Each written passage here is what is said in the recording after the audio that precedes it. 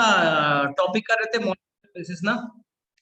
तो चलो फटाफट मॉलिक्यूलर के, ठीक है, आज मैं लिंक भेज दूंगा। मैंने बोला था तुम्हें कि उसके सारे टॉपिक्स के लेक्चर ऑलरेडी अवेलेबल है। तुम्हें जो भी जरूरत होगा वो आप ले लीजिएगा, वो ट्रांसक्रिप्शन हो, ट्रांसलेशन हो, जेनेटिक कोड हो ना। तो चलो आज हम लोग कौन सा टॉपिक को रिवाइज कर ले। हमने आई थिंक बेसिक पार्ट कर लिया था। रेप्लिकेशन थोड़ा आसान है, ठीक है, रेप्लिकेशन थोड़ा आसान है, बोलोगे तो ये भी रिवाइज कर लेंगे। क्या ट्रांसक्रिप्शन कर ले? ट्रांसक्रिप्शन थोड़ा बड़ा टॉपिक है, थोड़ा कंफ्यूजिंग है। चलो फटाफट बोलिए। रेप्लिकेशन करे, ट्रांसक्रिप्शन करे, ट्रांसलेशन करे, फटाफट बोलो। हम लोग ऐसा ही करेंगे, ठीक है, step by. Transcription sir translation. ठीक है, तो किसी को ट्रांसक्रिप्शन है, किसी का रेप्लिकेशन है, किसी का ट्रांसलेशन है। फटाफट मैसेज करो, मैसेज मैसेज।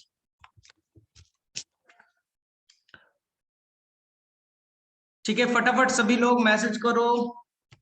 कौन सा टॉपिक को थोड़ा रिवाइज कर ले। ट्रांसक्रिप्शन है, ट्रांसलेशन है ना। तो मेरे में से पहले ट्रांसक्रिप्शन कर लो, फिर ट्रांसलेशन करते हैं। यस पहले सर। ट्रांसक्रिप्शन कर लो, फिर ट्रांसलेशन करेंगे। रेप्लिकेशन थोड़ा आसान है, स्टेप वाइज चलते ना। देखो लेक्चर सारे अवेलेबल है, मैं ग्रुप में शेयर कर दूंगा। ओपेरॉन मॉडल भी है, ट्रांसक्रिप्शन का भी है, ट्रांसलेशन का भी है, ठीक है, जेनेटिक कोड का भी है। लेकिन चलो आज करते हैं ट्रांसक्रिप्शन जितना हो सके, ठीक है। तो चलो सबसे पहले हम लोग सीख ले ध्यान से, पहले बेसिक पार्ट को कवर करते। ध्यान से देखिएगा। ये मान लीजिए ये आपका सेल है। हम ट्रांसक्रिप्शन का एक बेसिक आइडिया ले रहे हैं ना, जो एनसीईआरटी में है। तो हमें क्या करना है, ये सेल है और सेल के अंदर में ये न्यूक्लियस, ये क्या है बोलिए, न्यूक्लियस। और न्यूक्लियस के अंदर में ये क्या है, डीएनए। ये क्या है, डीएनए। ध्यान से देखिएगा, इस डीएनए के अंदर में कुछ कोडवर्ड छुपे पड़े हैं। इस डीएनए के ऊपर में कुछ कोडवर्ड्स है ना। डीएनए के ऊपर में कुछ कोडवर्ड है, एडेनिन, थाइमीन, गुआनिन और साइटोसिन के फॉर्म में। ये सब क्या होते हैं, कोडवर्ड होते हैं। तो ये डीएनए क्या करेगा, अपना सारा कोडवर्ड डाल देगा किसके ऊपर में, आरएनए के ऊपर में। तो डीएनए से क्या बना, आरएनए। तो डीएनए के ऊपर में जो भी कोडवर्ड थे, मान लीजिए यहाँ पर एडेनिन आ गया, यहाँ पर गुआनिन आ गया, यूरासिल आ गया, साइटोसिन आ गया, ठीक है, थाइमिन तो होते नहीं है, साइटोसिन आ गया, एडेनिन आ गया। मान लीजिए डीएनए में जो भी कोडवर्ड था, डीएनए में जो भी कोडवर्ड थे, वो सारे कोडवर्ड कहाँ गए, आरएनए में। इसी प्रोसेस को कहते हैं ट्रांसक्रिप्शन। अब ये आरएनए न्यूक्लियस से बाहर निकलेगा, आरएनए न्यूक्लियस से बाहर निकलेगा। आरएनए का फॉर्मेशन किस डायरेक्शन में होता है, 5' to 3'। तो मान लीजिए यहाँ पर क्या था, ए था, जी था, यू थे, सी था, सी था, ए थे, जी थे, यू थे, मान लीजिए। अब इस आरएनए पे कुछ मैसेज छुपा है। ये आरएनए अब कहा जाएगा, राइबोसोम के पास। और राइबोसोम को बोलेगा कि मुझे डीएनए ने भेजा है। ध्यान से सुनना, ये आरएनए अब जाएगा राइबोसोम के पास, राइबोसोम उससे जाके जुड़ जाएगा। और ये आरएनए बोलेगा कि मेरे ऊपर में कुछ मैसेज है। ये मैसेज किसने दिया, डीएनए ने दिया है। किस लिए, प्रोटीन बनाने के लिए। तो ये जो आरएनए है उसके ऊपर में कुछ मैसेज छुपा है, इसलिए इसका नाम पड़ा एमआरएनए, मैसेंजर आरएनए। क्योंकि ये मैसेज कैरी करेगा। डीएनए खुद राइबोसोम के पास आ नहीं सकता। डीएनए के पास मैसेज था, डीएनए खुद राइबोसोम के पास नहीं जा सकता। तो डीएनए ने सारा अपना मैसेज कहां डाल दिया, आरएनए पे, इसलिए नाम पड़ा मैसेंजर आरएनए। अब ये एमआरएनए, मैसेंजर आरएनए कहां जाएगा, राइबोसोम के पास। अब राइबोसोम बोलेगा कि मैं प्रोटीन बनाऊंगा। तो राइबोसोम बोलता है कि देखो मेरे पास एंजाइम है, मेरे पास एंजाइम है, मैं प्रोटीन बना दूंगा। लेकिन मेरे पास में एमाइनो एसिड नहीं है। मैं एमाइनो एसिड को जोड़ दूंगा, प्रोटीन बना दूंगा, मेरे पास एंजाइम भी है, लेकिन रॉ मटेरियल मेरे पास एमाइनो एसिड नहीं है। तो अब एमाइनो एसिड कहाँ है, देखिए ध्यान से, यहां एमाइनो एसिड है, glycine, leucine, serine, tryptophan, methionine, पढ़ा है ना आपने। जो 20 टाइप्स के एमाइनो एसिड है वो कहां प्रेजेंट है, वो साइटोप्लाज्म, ठीक है। अब इस एमाइनो एसिड को राइबोसोम तक पहुंचाना है। तो यहां पास एक आएगा आरएनए जिसका नाम है टीआरएनए, देखो नाम में लिखा है ट्रांसफर आरएनए। वो एमाइनो एसिड को कैरी करेगा, पकड़ेगा और कहां लेकर के आएगा बोलो, राइबोसोम के पास। तो बताइए ट्रांसफर आरएनए का क्या हुआ बोलो काम, they will transfer the amino acid, वो एमाइनो एसिड को ट्रांसफर करेगा from the cytoplasm to ribosome. फिर से देखो यहां पास आया, ठीक है, टीआरएनए अपने साथ में क्या लेकर के आया, एमाइनो एसिड, तो इसलिए नाम पड़ा टीआरएनए का फुल फॉर्म क्या है, ट्रांसफर आरएनए, वो एमाइनो एसिड का ट्रांसफर करेगा, ठीक है। एमआरएनए वो डीएनए से मैसेज लेकर के आएगा, चलो हो गया। अब तीसरा, राइबोसोम क्या करेगा, राइबोसोम दो एमाइनो एसिड के बीच में पेप्टाइड बॉन्ड बना देगा, दो एमाइनो एसिड आए उनको आपस में जोड़ दिया। इसी तरह से तीसरा टीआरएनए आया, वो एक एमाइनो एसिड लेकर के आएगा, थर्ड एमाइनो एसिड, राइबोसोम क्या करेगा, उसे जोड़ देगा। तो धीरे धीरे देखिए यहां पर देखिए कौन आते जाएगा, टीआरएनए आते जाएगा, एमाइनो एसिड आते जाएंगे और राइबोसोम आपस में जोड़ते जाएगा। तो थोड़ी देर के बाद में देखिए amino acid amino acid amino acid amino acid amino acid आपस में जुड़ते चले गए और एमाइनो एसिड जुड़ करके क्या बनेगा, प्रोटीन। एमाइनो एसिड आपस में जुड़े किस बॉन्ड से, देखिए एमाइनो एसिड जो जुड़ता है ये कौन सा बॉन्ड है, पेप्टाइड बॉन्ड। कौन सा बॉन्ड है, पेप्टाइड बॉन्ड। कौन सा बॉन्ड है, पेप्टाइड बॉन्ड। तो यहां पास बहुत सारे एमाइनो एसिड है, 1 2 3 4 5 6, बहुत सारे एमाइनो एसिड है और एमाइनो एसिड आपस में जुड़ते कौन से बॉन्ड से बोलिए, पेप्टाइड बॉन्ड से। तो यहां बताइए कितने पेप्टाइड बॉन्ड हो गए, 1 2 3 4 5, बहुत सारे पेप्टाइड बॉन्ड हो गए, इसलिए हम इसे पॉलीपेप्टाइड भी कहते हैं। इसे हम लोग क्या कहते हैं, पॉलीपेप्टाइड भी कहते हैं, इसी को हम प्रोटीन भी कहते हैं। आ गया समझ में ये बात। बहुत सारे एमाइनो एसिड आपस में जुड़ गए, तो एमाइनो एसिड जब जुड़ता है तो कौन से बॉन्ड से, पेप्टाइड बॉन्ड से। तो यहां देखिए एक पेप्टाइड बॉन्ड, दो पेप्टाइड बॉन्ड, तीन पेप्टाइड बॉन्ड, बहुत सारे पेप्टाइड हो गए, तो नाम पड़ा पॉलीपेप्टाइड। तो यहां से हमने तीन चीज सीखा, एक होता है एमआरएनए जो डीएनए से मैसेज लेकर के आया, तो नाम पड़ा मैसेंजर आरएनए। दूसरा टीआरएनए वो एमाइनो एसिड का ट्रांसफर करेगा, बच गया आरआरएनए। ध्यान सुनिएगा, तो जो राइबोसोम नाम का स्ट्रक्चर है, ये जो मैंने राइबोसोम नाम का स्ट्रक्चर बनाया, ये राइबोसोम होते क्या है, ये एक्चुअली में आरआरएनए और प्रोटीन से बना होता है। जो राइबोसोम नाम का स्ट्रक्चर है वो दो चीज से बना है, एक आरआरएनए यानी राइबोसोमल आरएनए, और किससे बना है बोलो, प्रोटीन से। हो तो गए, ठीक है। तो अब हमें एनसीईआरटी के अकॉर्डिंग ट्रांसक्रिप्शन पढ़ना है, ध्यान से देखो। अब हमें एनसीईआरटी के अकॉर्डिंग ट्रांसक्रिप्शन टॉपिक को पढ़ना है और समझना है। सबसे बड़ी बात है हमें समझने की कोशिश करना है, ध्यान से देखना। हमने टॉपिक क्या पढ़ा, ट्रांसक्रिप्शन। क्या होता है, डीएनए से आरएनए बनना। अब एक एक वर्ड को ध्यान से सीखिएगा, डीएनए से आरएनए बनना, ट्रांसक्रिप्शन।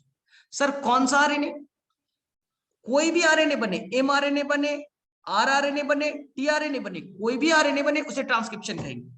ऐसा नहीं केवल डीएनए से एमआरएनए का बनना ट्रांसक्रिप्शन है, नहीं, कोई भी आरएनए बनेगा उसे हम ट्रांसक्रिप्शन कहेंगे।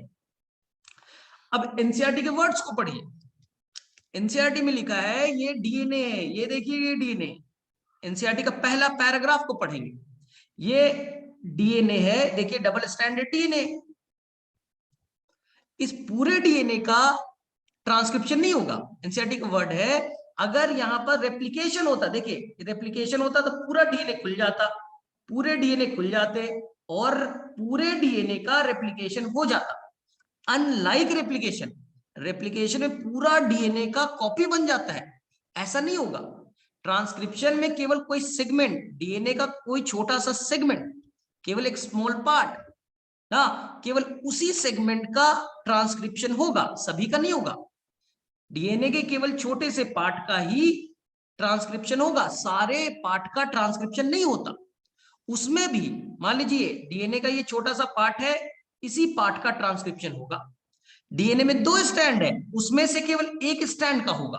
ध्यान सुनना, डीएनए में दो स्ट्रैंड है, ओनली वन स्ट्रैंड का ही ट्रांसक्रिप्शन होकर के आरएनए बनाएगा, ओनली वन स्ट्रैंड से ही आरएनए बनेगा, एक बात। और डीएनए के केवल एक स्मॉल सेगमेंट का ही ट्रांसक्रिप्शन होगा। ये दो वर्ड याद रखिए, एनसीईआरटी में ये लिखा है, फिर से बोल दे रहा हूं। रेप्लिकेशन में पूरा का पूरा डीएनए खुलता है और पूरा का पूरा नया डीएनए बन जाता है। हाँ, ट्रांसक्रिप्शन में ऐसा नहीं होगा, डीएनए का एक छोटा सा पार्ट, एक छोटा सा सेगमेंट का केवल ट्रांसक्रिप्शन होगा, ठीक है, जिसे हम जीन कहेंगे। जिसे हम जीन कहेंगे, और दूसरा इस डीएनए में 2 स्ट्रैंड है, केवल एक ही स्ट्रैंड आरएनए बनाने में पार्टिसिपेट करेगा, जिसे हम टेम्पलेट स्ट्रैंड कहेंगे, जिसे हम क्या कहेंगे बोलो, टेम्पलेट स्ट्रैंड कहेंगे। डीएनए में 2 स्ट्रैंड है, लेकिन केवल एक ही स्ट्रैंड टेम्पलेट का काम करेगा, वो आरएनए बनाएगा। तो एनसीईआरटी में क्वेश्चन आएगा कि डीएनए में तो 2 स्ट्रैंड है, डीएनए में तो 2 स्ट्रैंड है, दोनों स्ट्रैंड, बोथ स्ट्रैंड टेम्पलेट की तरह क्यों नहीं काम करते? बोथ स्ट्रैंड डीएनए के टेम्पलेट की तरह आखिर क्यों नहीं काम करते? रेप्लिकेशन में तो करता था। बोथ स्ट्रैंड टेम्पलेट की तरह क्यों नहीं काम करते? ये एनसीईआरटी का क्वेश्चन है, और इसे एक पैराग्राफ में समझाया गया है। एनसीईआरटी में ये है कि देखिए, रेप्लिकेशन में दोनों स्ट्रैंड टेम्पलेट की तरह काम करते हैं, दोनों के ऊपर में नया डीएनए बनता है। तो आखिर ट्रांसक्रिप्शन में ऐसा क्यों नहीं है कि दोनों स्ट्रैंड टेम्पलेट की तरह काम नहीं करते? ओनली वन स्ट्रैंड ही क्यों करता है? ओनली वन स्ट्रैंड ही क्यों करता है? क्या आपके एनसीईआरटी में ये क्वेश्चन है? क्या आपने ये एनसीईआरटी में पढ़ा है? ट्रांसक्रिप्शन में केवल एक स्ट्रैंड ही टेम्पलेट की तरह क्यों काम करता है? चलिए, अब इसको हम लोग साइंटिफिकली समझते हैं ना, समझने की कोशिश करते हैं। थोड़ा सा 5 मिनट लगेगा, लेकिन समझ में आएगा। देखिए, हमने यहां बस एक, देखिए यहां पास मैंने डीएनए ले लिया, डीएनए ले लिया, और डीएनए को मैंने यहां पर देखिए 2 स्ट्रैंड थे, दोनों स्ट्रैंड को अलग कर दिया।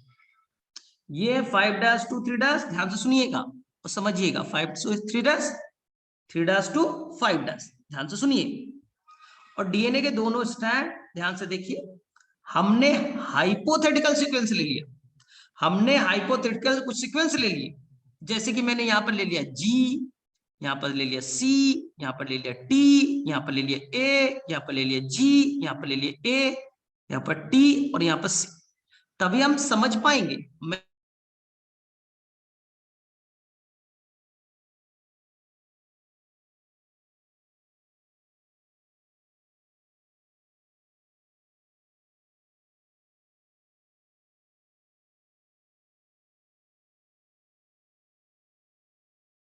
क्या होगा, सी ए तो क्या होगा टी, टी ए तो क्या होगा ए, सी ए तो क्या होगा जी।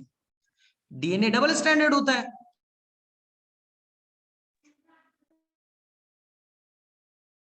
सर आपकी आवाज क्रैक हो रही है। होते हैं, ध्यान से सुनिए, फिर से मैं क्लियर कर दूं। ये स्टैंड किधर से किधर है, 5' to 3', और ये देखिए ध्यान से, दोनों स्टैंड क्लियर हो गए। अब ध्यान से सुनना, जब भी नया आरएनए बनेगा, जब भी नया आरएनए बनेगा, वो आरएनए हमेशा के तरह 5 से 3' डायरेक्शन में बनते हैं। जब भी नया आरएनए बनता है तो 5 से 3 बनते हैं। तो देखिए यहां पर मैंने आरएनए बना दिया किस डायरेक्शन में भाई, 5' to 3', 5' to 3' बना दिया। चलिए 5 से 3 बन गए। अब जो आरएनए बना, सीक्वेंस बताइए, जी का कॉम्प्लीमेंट्री सी, सी का कॉम्प्लीमेंट्री जी, टी का कॉम्प्लीमेंट्री ए का कॉम्प्लीमेंट्री यू होगा, क्योंकि आरएनए में थाइमिन नहीं होता। जी का कॉम्प्लीमेंट्री सी, ए का कॉम्प्लीमेंट्री यू, टी का कॉम्प्लीमेंट्री ए, सी का कॉम्प्लीमेंट्री जी। ये हमने एक आरएनए बना दी, ठीक है, और ये वाला स्टैंड टेम्पलेट की तरह काम कर गया। ये स्टैंड टेम्पलेट की तरह काम किया और उसने एक आरएनए 5 से 3 बना दी। आगे समझ में? अब क्वेश्चन है कि सर ये भी टेम्पलेट की तरह क्यों नहीं काम किया? अगर ये भी टेम्पलेट की तरह काम करता तो क्या हो जाता? चलिए देखते हैं। ये भी अगर टेम्पलेट की तरह काम कर गया तो क्या बवंडर हो जाएगी, क्या गड़बड़ हो जाएगी? तो चलिए हम दूसरे स्टैंड से भी एक आरएनए बना के देखते हैं, क्योंकि आरएनए तो हमेशा 5' to 3' बनता है, आरएनए हमेशा 5 से 3' बनता है। तो हमने दूसरे स्टैंड को भी टेम्पलेट मान लिया और उससे भी आरएनए बना लिया। तो जो आरएनए बनेगा, जी का कॉम्प्लीमेंट्री सी, ए का कॉम्प्लीमेंट्री यू, टी का कॉम्प्लीमेंट्री ए, सी का कॉम्प्लीमेंट्री जी, टी का कॉम्प्लीमेंट्री ए का कॉम्प्लीमेंट्री यू, जी का कॉम्प्लीमेंट्री सी का कॉम्प्लीमेंट्री जी। अब बताओ कितने आरएनए बने? सर 2 आरएनए बन गए। सर 2 आरएनए बन गए, किस डायरेक्शन में? आरएनए हमेशा 5 से 3 बनेगा, हमने 2 आरएनए बना दिए। अब गड़बड़ क्या होगी, आरएनए बन गए 2। अब यहां देखिए, यहां जो आरएनए बना, इधर देखिए, यहां जो आरएनए बना 5 से 3' और यहां आरएनए जो बना 5 से 3', 2 आरएनए बन गए। सर दिक्कत क्या होगी? दोनों आरएनए एक दूसरे की कॉम्प्लीमेंट्री हो गए। देख लीजिए, ए का कॉम्प्लीमेंट्री यहां यू हो गया ठीक है, ए का कॉम्प्लीमेंट यहाँ यू, यू का यहाँ ए, सी का यहाँ जी, यू का यहाँ ए का यहाँ यू, जी का यहाँ सी का यहाँ जी। तो दोनों आरएनए जो बने एक दूसरे के कॉम्प्लीमेंट्री हो गए। तो ये दोनों आरएनए क्या करेंगे, 5'2'3', ठीक है, ये जो बना और ये बना 5 से 3', ये दोनों एक दूसरे के कॉम्प्लीमेंट्री होने के चलते एक दूसरे से जुड़ जाएंगे। एक दूसरे से जुड़ जाएंगे तो बन जाएंगे डबल स्टैंडर्ड आरएनए। और डबल स्टैंडर्ड आरएनए कभी भी राइबोसोम से जुड़ नहीं पाता। डबल स्टैंडर्ड आरएनए बन गया तो वो राइबोसोम से जुड़ेगा नहीं। अगर वो जुड़ेगा नहीं तो नो ट्रांसलेशन, नो ट्रांसलेशन। अगर ट्रांसलेशन होगा ही नहीं तो एनसीईआरटी बोलेगा वो बेकार हो गया, they will become futile. NCERT का वर्ड है, वो क्या हो जाएगा बोलो, फ्यूटाइल हो जाएगा, वो बर्बाद हो जाएगा, उसका तो कोई भी फायदा नहीं हुआ। इसलिए ट्रांसक्रिप्शन में दोनों स्टैंड टेम्पलेट की तरह काम नहीं करेंगे। दोनों टेम्पलेट की तरह काम किया, दो आरएनए बने, दोनों आरएनए एक दूसरे के कॉम्प्लीमेंट्री हो गए। अब जब कॉम्प्लीमेंट्री हो गया तो दोनों जुड़ गए, तो बन गया डबल स्टैंडर्ड आरएनए। और डबल स्टैंडर्ड आरएनए का कोई ट्रांसलेशन तो होता नहीं है, तो वो तो बेकार हो गया, दे विल बिकम फ्यूटाइल। चलो बताओ, ये किसे किसे समझ में आ गया ये फ्यूटाइल वाला कॉन्सेप्ट? मैंने एनसीईआरटी से लिया है, मैं दिखा रहा हूं आपको, एनसीईआरटी में है ये कॉन्सेप्ट, देख लीजिए। ये फ्यूटाइल का कॉन्सेप्ट आप फटाफट देखिए। Why both stand are not copied during transcription? दोनों स्टैंड ट्रांसक्रिप्शन में पार्टिसिपेट क्यों नहीं करते? दे हैव सिंपल आंसर, उसके बोला इन्होंने कि सिंपल आंसर है, if both strand act as a template. ठीक है, अगर दोनों स्टैंड टेम्पलेट की तरह काम करेंगे तो दो आरएनए बनेगा, और दोनों आरएनए एक दूसरे की कॉम्प्लीमेंट्री है, कॉम्प्लीमेंट्री है तो दोनों जुड़ जाएंगे, तो बन जाएगा डबल स्टैंडर्ड आरएनए। और डबल स्टैंडर्ड आरएनए तो राइबोसोम से जुड़ नहीं पाएगा, तो प्रोटीन तो बनेंगे नहीं, ट्रांसलेशन तो होगा नहीं, तब तो बेकार हो जाएगा, दे विल बिकम फ्यूटाइल। चलो बताओ फटाफट, किसे किसे ये कॉन्सेप्ट समझ में आ गया फटाफट? चलो फटाफट बोलो, फटाफट किसे किसे क्लियर हो गया ये कॉन्सेप्ट? पहले क्लियर होगा। एनसीईआरटी में इसके दो रीजन है, मैंने पहला रीजन केवल समझाया, दूसरा रीजन अभी नहीं समझाया। मैंने केवल फर्स्ट रीजन समझाई, मैंने सेकंड रीजन अभी नहीं समझाया। हो गया फटाफट, समझ में आ गया? यस नो, यस नो, कुछ तो लिखो। यस सर, समझ में आ गया। आ गया सभी को? Yes yes sir. Second, NCERT का सेकंड रीजन पे चलते। एनसीईआरटी में इसके दो आंसर गिवन है, ध्यान से सुनिए। देखिए, अब एनसीईआरटी ने बोला सर ये प्रॉब्लम तो तब होगा ना, ये प्रॉब्लम तो तब होगा ना कि दोनों आरएनए एक साथ बने, इधर से इधर 5' 3' बने, और उसी दौरान 5 से 3 एक और आरएनए बने, साइमल्टेनियसली दोनों एक साथ बनेंगे, तब तो डबल स्टैंडर्ड आरएनए होगा, तब तो फ्यूटाइल होगा। अगर अलग अलग टाइम पे बनी तो, अगर अलग अलग टाइम पे बनेगा तो क्या गड़बड़ है? ध्यान से देखिए, अगर अलग अलग टाइम पे बना, मान लो इधर से आरएनए बना, फिर से मैं बना के दिखा देता हूं कि तुम गड़बड़ नहीं करो, तुम कॉन्सेप्चुअली चलोगे तो कभी भी दिक्कत नहीं होगी। चलिए मैं बना के दिखा, एक मिनट मैं कर रहा हूं तुम्हें वो सर्टिफिकेट ना डाउनलोड में डिस्टर्बेंस। हाँ चलिए देखिए, मान लीजिए ये मैंने बनाया 5' 3' और ये मैंने बनाया 3' 5'। ध्यान से सुनना, मैंने हाइपोथेटिकल सीक्वेंस मान लिया था A G U A T C A G T C। जाहिर सी बात है, ए है तो यहाँ टी होगा, जी है तो सी होगा, टी है तो ए होगा, सी है तो जी होगा, ए है तो टी होगा, जी है तो सी, टी है तो ए, सी है तो जी।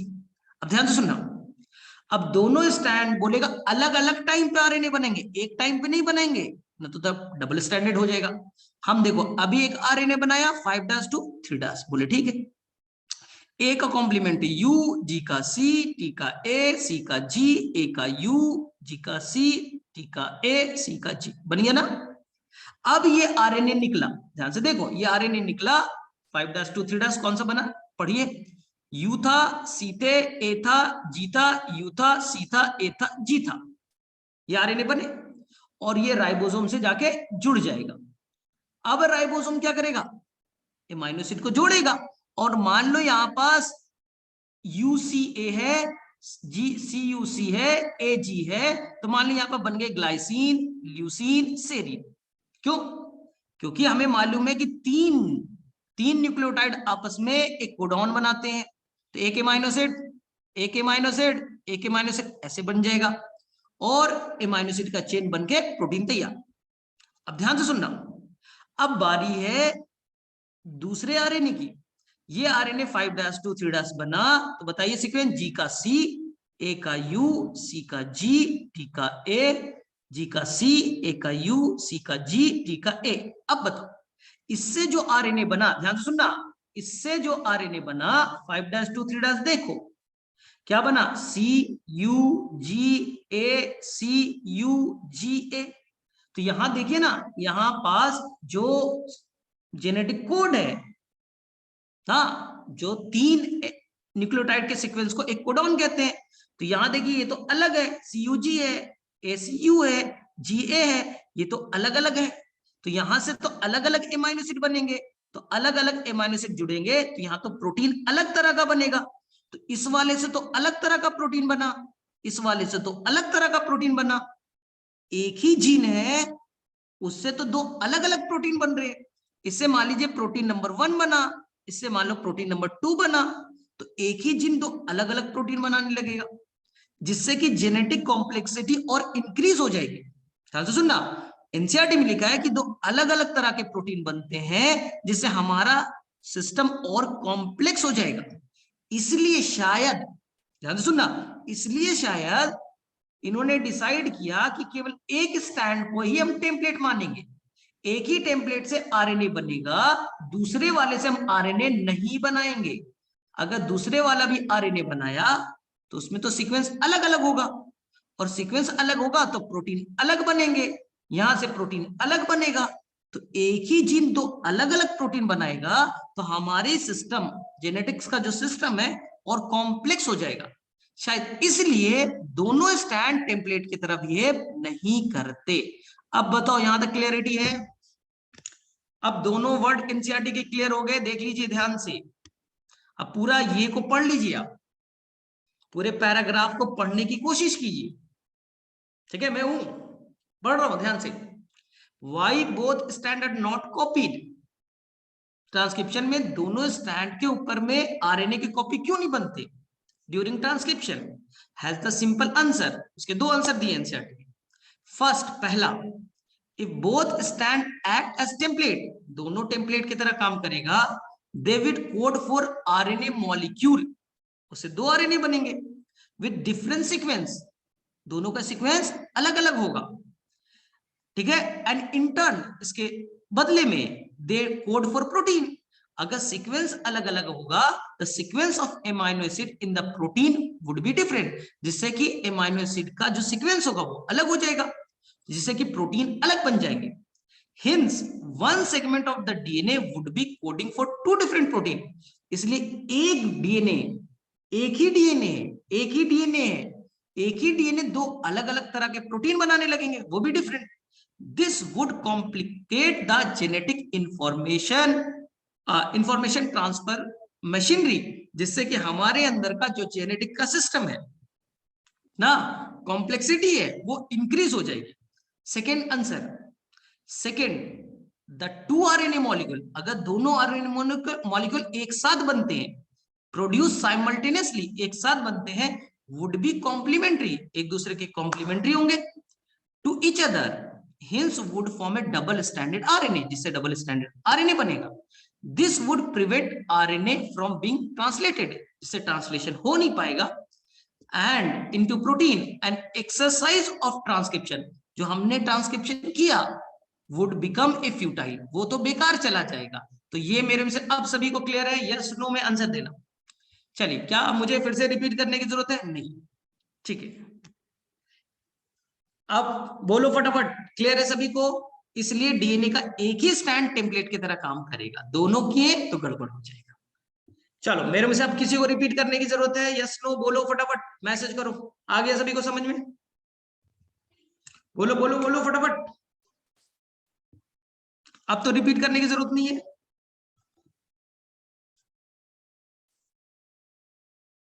ठीक है, क्लियर है सभी को?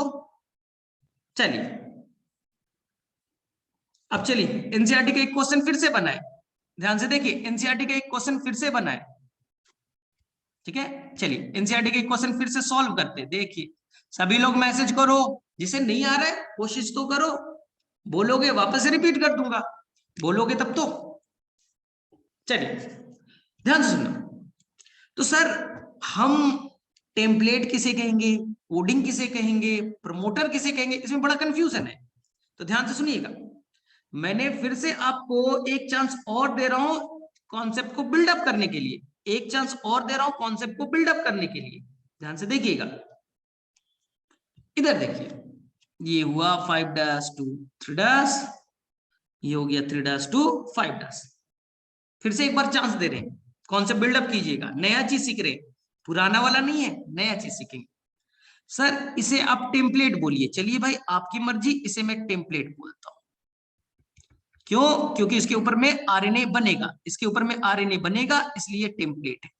सर इसके ऊपर में आरएनए बनेगा क्या? नहीं, इसे मैं कहूंगा नॉन टेम्पलेट, इसे मैं कहूंगा नॉन टेम्पलेट, क्योंकि ये आरएनए नहीं बनाएगा, इसके ऊपर में कोई आरएनए नहीं बनेगा, इसलिए मैं इसे कहूंगा नॉन टेम्पलेट डीएनए। डीएनए के 2 स्टैंड, एक स्टैंड टेम्पलेट, एक होगा नॉन टेम्पलेट, क्योंकि इसके ऊपर आरएनए नहीं बनेगा। चलिए देखते। तो सर इसे कोडिंग क्यों कहते हैं, आपने पढ़ा है? सर जो नॉन टेम्पलेट है उसे कोडिंग क्यों कहते हैं? ध्यान से सुनिए, उसका रीजन को समझिए, बड़ा लॉजिकल आंसर है। हमने यहां पास G C A T G A C G sequence मान लिया, हाइपोथेटिकल। जाहिर सी बात है G का कॉम्प्लीमेंट C, C का कॉम्प्लीमेंट G, A का कॉम्प्लीमेंट T, T का A, G का C, A का T, C का G, G का C। क्लियर? अब जो टेम्पलेट है, टेम्पलेट तो ये वाला है, टेम्पलेट तो ये है, इसके ऊपर में बन गया आरएनए। ध्यान से सुनना, इसके ऊपर में क्या बना? RNA 5' to 3'। मान लीजिए ये एमआरएनए बना, मान लीजिए ये एमआरएनए बना, मैसेंजर आरएनए बना, बोले ठीक। अब जो आरएनए बना, ध्यान से सुनिएगा, G का कॉम्प्लीमेंट C, C का कॉम्प्लीमेंट G, A का कॉम्प्लीमेंट U, T का A, G का C, A का U, C का G, G का C बना। अब एनसीईआरटी में ध्यान से देखिए, एमआरएनए का सीक्वेंस को देखिए ध्यान से, दिखा एमआरएनए का सीक्वेंस, ठीक है। अब आप नॉन टेम्पलेट के सीक्वेंस को देखिए, नॉन टेम्पलेट के सीक्वेंस को देखिए, एमआरएनए के सीक्वेंस को देखो, यहां C है तो यहां भी देखो C है, यहां G है तो यहां पर G है, यहां पर U है तो बस यहां पर T है, बस एक ही जगह डिफरेंस आया, एक ही जगह डिफरेंस आया। बाकी देखो A है तो A है, C है तो C है, ठीक है, बस एक जगह डिफरेंस आया, यहाँ U होता है, यहाँ T है, यहाँ G है तो G है, C है तो C है। तो एनसीईआरटी में लिखा इट इज इंटरेस्टिंग, ये अपने आप में सरप्राइज करने वाली बात है। एनसीईआरटी के वर्ड्स को पढ़ना, ये अपने आप में सरप्राइज करने वाली बात है। जिस स्टैंड पे एमआरएनए बना, जो एमआरएनए बना, जो एमआरएनए बना उस किससे मैच कर रहा है? वो 100% मैचिंग कर रहा है नॉन टेम्पलेट से। टेम्पलेट से तो वो कॉम्प्लीमेंट्री है, टेम्पलेट से कैसा? G है तो C, C है तो G, A है तो U, T है तो A। टेम्पलेट का तो कॉम्प्लीमेंट्री है, लेकिन उसका सीक्वेंस मैच किससे कर रहा है? नॉन टेम्पलेट से। इसलिए एमआरएनए तो बाद में एमाइनो एसिड जोड़ेगा, एमआरएनए के सीक्वेंस पे राइबोसोम आएगा, एमाइनो एसिड को जोड़ेगा और प्रोटीन बनाएगा। उसे तो हम लोग क्या कहेंगे? उसे हम लोग कोडॉन्स कहते हैं, कोडॉन्स कहेंगे 3-3 न्यूक्लियोटाइड को। इसलिए एमआरएनए का जो सीक्वेंस है वो किससे मैच कर रहा है? नॉन टेम्पलेट से। एमआरएनए पे पावर है एमाइनो एसिड को कोड करने की, तो देखिए एमआरएनए का सीक्वेंस मैच कर रहा है नॉन टेम्पलेट से, इसलिए नॉन टेम्पलेट को आज से हम कहेंगे कोडिंग स्टैंड, क्योंकि वो जेनेटिक कोड से मैच कर रहा है। एमआरएनए के सीक्वेंस को हम जेनेटिक कोड कहते हैं, उसी के सीक्वेंस से इससे मैचिंग हो रही है, इसलिए हम लोग इसे कहते हैं कोडिंग स्टैंड। तो मैं फिर से एनसीईआरटी की लाइन रिपीट करूं, ये सरप्राइज करने वाली बात है, साइंटिस्ट बोले ये सरप्राइजिंग बात है। जो एमआरएनए का सीक्वेंस है वो मैच किससे कर रहा है? उस डीएनए से, उस स्ट्रैंड से जिसने आरएनए बनाने में पार्टिसिपेट ही नहीं किया ना। तो देख लीजिए वहां सी, वहां सी, यहाँ जी, यहाँ जी, वहां ना सी तो यहाँ सी, बस एक ही जगह जहां यू और टी का डिफरेंस है। तो ये सरप्राइज करने वाली बात थी। और एमआरएनए के सीक्वेंस को हम जेनेटिक कोड कहते हैं। तो जेनेटिक कोड का सीक्वेंस किससे मैच किया डीएनए में? नॉन टेम्पलेट से, इसलिए नॉन टेम्पलेट को आज से हम कोडिंग स्टैंड कहेंगे। अब बताओ किसे किसे ये वर्ड क्लियर हो गया? किसे किसे ये वर्ड क्लियर हो गया? ये एनसीईआरटी में ये वर्ड लिखा है, लेकिन सेकंड पेज पे देख लीजिए, क्या आपको ये वर्ड दिखता है? इट इज देख लीजिए, यहां पास एक वर्ड लिखा होगा एनसीईआरटी में, स्ट्रेंजिंगली। स्ट्रेंजली मतलब कि सरप्राइज करने वाली बात है। This stand which do not code for anything, DNA का वो स्टैंड जो कोई कोड नहीं कर रहा है, ये लिखा है ना, is referred to the coding strand, वो कोडिंग स्टैंड कहलाएगा। ठीक है, इसलिए हम लोग अब कोडिंग स्टैंड को ही सबसे बेस्ट स्टैंड यानी रेफरेंस पॉइंट मानेंगे। अब समझ में आया? जो एमआरएनए का सीक्वेंस वो किससे मैच कर रहा है? वो कर रहा है नॉन टेम्पलेट से, कोडिंग स्टैंड से मैच कर रहा है। इसलिए अब हम लोग कोडिंग स्टैंड को ही रेफरेंस मानते हुए सारे प्रमोटर टर्मिनेटर डिसाइड करेंगे। क्या ये चीज क्लियर हो गया? बोलिए फटाफट। अब आ रहा है कुछ समझ में? जा रहा है बात? एनसीईआरटी अब क्लियर है वर्ड्स एनसीईआरटी के? चलो अब समझ में आना चाहिए। चलिए अब समझ में आ रहा होगा। चलिए अब देखिए ध्यान से, तो अब हम लोग एनसीईआरटी के वर्ड्स पे बात करें। देखिए ध्यान से सुनिएगा, लॉजिकल चलेंगे। देखिए हमें मालूम है आरएनए हमेशा किधर से किधर बनता है? 5 से 3। देख लीजिए ये 5 से 3 क्या है? आरएनए। ध्यान से सुनना, हमेशा आरएनए किधर से किधर बनता है? 5 से 3। और आरएनए बनाता कौन है? डीएनए। तो यानी कि जो डीएनए का स्टैंड, ध्यान से सुनना, जो डीएनए का स्टैंड आरएनए बनाया होगा, जो डीएनए का स्टैंड आरएनए बनाया होगा उसे टेम्पलेट कहेंगे। आरएनए बनता है 5 से 3 बनता है, और जिस स्टैंड पे बना होगा, जिस स्टैंड के हेल्प से बना होगा, उस डीएनए स्टैंड को हम टेम्पलेट स्टैंड कहेंगे। ठीक है, वो किस डायरेक्शन में होगा? 3 से 5 होगा, 3 से 5 होगा। आ गया समझ में? अब देखिए दूसरा स्टैंड, डीएनए डबल स्टैंडर्ड होता है, डीएनए तो डबल स्टैंडर्ड होता है। तो जो दूसरा स्टैंड है जो कि आरएनए में बनाने में पार्टिसिपेट नहीं किया, उसे तो हम टेम्पलेट कहेंगे। उसे हम नॉन टेम्पलेट कहेंगे, क्योंकि उसने तो आरएनए में बनाने में पार्टिसिपेट तो किया नहीं। उसे मैं क्या कहूंगा? नॉन टेम्पलेट, या इसी को हमने अभी क्या सीखा? बोलो, कोडिंग। जो आरएनए बनाने में पार्टिसिपेट नहीं करता उसी को हम क्या कहते हैं? Coding stand. उसकी पोलैरिटी बताइए, तो सर वो होगा 5' to 3', क्योंकि डीएनए होते हैं एंटी पैरेलल। अब हमारे लिए मेन रेफरेंस पॉइंट कौन है? कोडिंग स्टैंड, क्योंकि इसी का सीक्वेंस आरएनए से मैच करता है। तो विद रेफरेंस टू, याद रखिए एनसीईआरटी का वर्ड को पढ़िए, हम अब कोडिंग स्टैंड को रेफरेंस मानेंगे, मेन रेफरेंस लेंगे। और कोडिंग स्टैंड के 5' पे, देखो ध्यान से, कोडिंग स्टैंड के 5' पे जो डीएनए का पार्ट होगा, जो कोडिंग स्टैंड के 5' पे जो पार्ट होगा उसे हम प्रमोटर कहेंगे। और कोडिंग स्टैंड को रेफरेंस मानते हुए कोडिंग स्टैंड के जो 3' है उस पार्ट को, वहां पर जो डीएनए का पार्ट होगा उसे टर्मिनेटर कहेंगे। आगे बात, तो जो बच गया यहां से यहां प्रमोटर से टर्मिनेटर बच गए, इसी को स्ट्रक्चरल जीन कहेंगे। इसे क्या कहेंगे हम लोग? स्ट्रक्चरल जीन कहेंगे। क्या ये बातें आपको समझ में आती है? एनसीईआरटी के वर्ड, एनसीईआरटी में यही चीज को समझाया गया है। फिर से मैं बोल रहा हूं, आपको याद रखना है रेफरेंस पॉइंट कौन है? Coding stand. कोडिंग स्टैंड के, देख लो लिख देता हूं, कोडिंग स्टैंड के 5' पे क्या पाया जाएगा? प्रमोटर। कोडिंग स्टैंड के 3' पे क्या पाया जाएगा? टर्मिनेटर।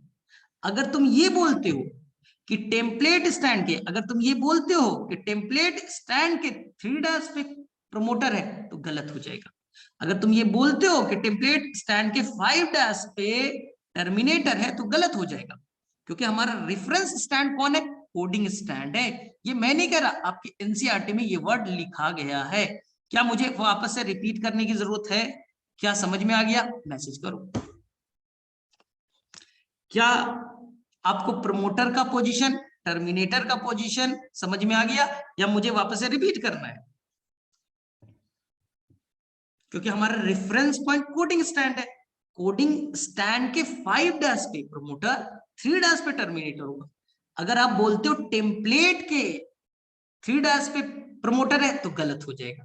टेम्पलेट के 5 पे टर्मिनेट है, गलत, क्योंकि हमारा रेफरेंस कौन है, हमारा रेफरेंस पॉइंट कौन है, कोडिंग स्टैंड है। आगे बात समझ में मेरे से सभी को क्लियर होगा, ठीक है। अब मैं फिर से एक बार क्लियर कर दूं, क्योंकि एनसीईआरटी में आपको बहुत डिफिकल्ट पॉइंट है, ध्यान से सुनना है, ध्यान से सुनिएगा, बहुत डिफिकल्ट पॉइंट है।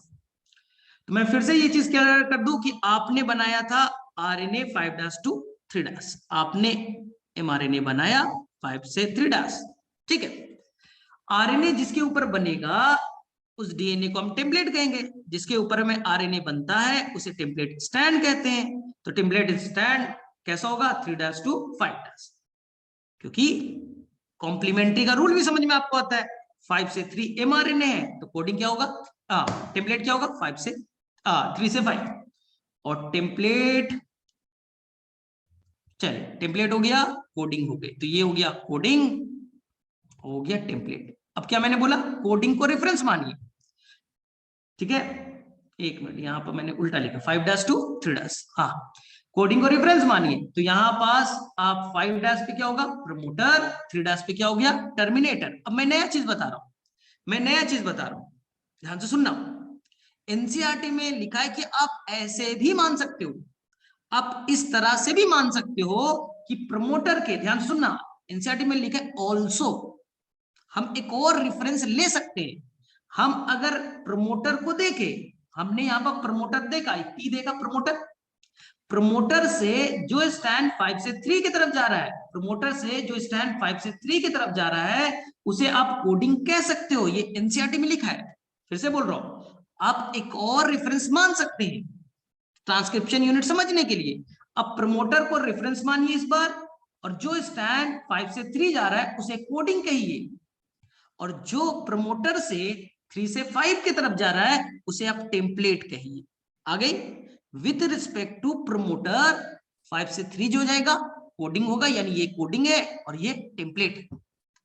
एनसीईआरटी में लिखा है कि अगर आप टर्मिनेटर को प्रमोटर से और प्रमोटर को टर्मिनेटर से स्विच करते, यानी उल्टा कर देते, जहां टर्मिनेटर था वहां प्रमोटर डाल दिया और जहां प्रमोटर था वहां टर्मिनेटर डाल दिया, तो स्टैंड पे क्या असर पड़ेगा।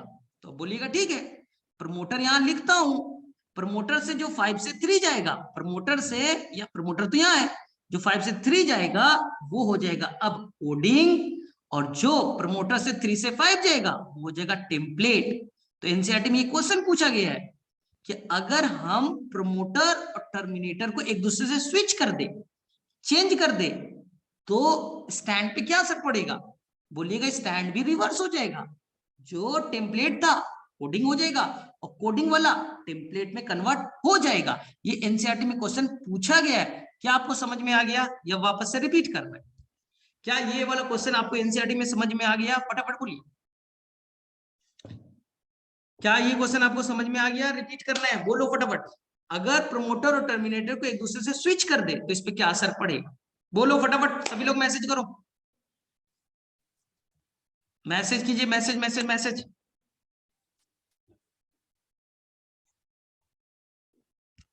कोई मैसेज ही नहीं करता है।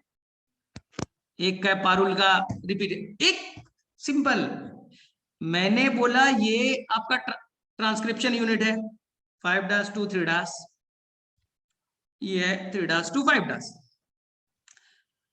ठीक है सर। कौन कोडिंग कौन टेम्पलेट कैसे बताइएगा। तो सबसे पहले आप नहीं बता सकते यहाँ कोडिंग कौन टेम्पलेट कौन, सबसे पहले आप यहाँ प्रमोटर ढूंढिए, यहाँ पर आपको मिला प्रमोटर, ठीक है, यहाँ ढूंढिए, यहाँ मिला आपको टर्मिनेट। आप रेफरेंस इस बार क्या ले रहे हैं, आप इस बार रेफरेंस पहले चूज कर लीजिए। आप इस बार रेफरेंस जो है आपने प्रमोटर को माना, इसे मान लिया प्रमोटर। अब प्रमोटर से जो स्टैंड 5 से 3 की तरफ जा रहा है, प्रमोटर से जो 5 से 3 की तरफ जा रहा है उसे आप कोडिंग बोलिए, कोडिंग बोल दीजिए, ठीक है। प्रमोटर के रेफरेंस में जो स्टैंड 3 से 5 की तरफ जा रहा है उसे आप टेम्पलेट बोल दीजिए। ये समझ में आ गई आपको। एनसीईआरटी में लिखा है कि टेम्पलेट और कोडिंग स्टैंड बताने का एक और हमारे पास रेफरेंस है, एक और है प्रमोटर के रिस्पेक्ट में। चलिए अब एनसीईआरटी का क्वेश्चन क्या है, एनसीईआरटी में क्वेश्चन ये है कि अगर आपने स्विच कर दिया, यहां पर आपने प्रमोटर बना दिया, यहां टर्मिनेटर बना दिया, तो स्टैंड पे क्या असर पड़ेगा। तो हमारा रूल क्या था, प्रमोटर को रेफरेंस लीजिए, जो स्टैंड 5 से 3 की तरफ जा रहा है, यानी ये वाला, ये 5 से 3 की तरफ जा रहा है, तो ये हो जाएगा कोडिंग कोडिंग, और जो स्टैंड 3 से 5 की तरफ जा रहा है वो क्या हो जाएगा, टेम्पलेट। तो स्टैंड क्या हो गए, एक दूसरे से रिवर्स हो गए, पहले के रिस्पेक्ट में रिवर्स हो गए, अगर प्रमोटर और टर्मिनेटर को आपने स्विच किया तो। चलो अब क्लियर हो गया सभी को, ठीक है, अब मेरे में से क्लियर है, अभी किसी को डाउट नहीं है। चलिए नेक्स्ट एनसीईआरटी का एक और क्वेश्चन डिस्कस करें, एनसीईआरटी का एक और क्वेश्चन डिस्कस करें जो एनसीईआरटी में गिवन है, ठीक है, ध्यान से सुनिए, जो मैंने कई बार बताया वापस से रिपीट करना पड़ रहा है क्योंकि कॉन्सेप्ट आपका बिल्डअप हो जाएगा, आपका कॉन्सेप्ट इसी से बिल्डअप हो जाएगा। तो चलिए हमने कॉन्सेप्ट बिल्डअप किया, यहाँ 5-2 3 है, तो ये क्या हो गया भाई 5 2 3 है, ठीक है। चलो थोड़ा सा इसको चेंज करके करते हैं, ज्यादा बेटर रहेगा।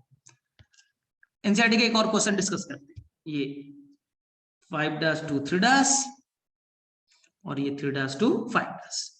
देखिए ध्यान से, अब हमने क्या देखा यहाँ, ठीक है, ये देखिए ये स्टैंड किधर से किधर है, 3-2 5, तो 3 से 5 होता है टेम्पलेट, ये क्या हो गया टेम्पलेट, ठीक है, और 5 से 3 जो जा रहा है वो क्या हो गया कोडिंग, वो क्या हो गया कोडिंग। चलिए ध्यान से सुनो, अब एनसीईआरटी में क्वेश्चन है कि मान लीजिए यहाँ टेम्पलेट पे GCATGCATG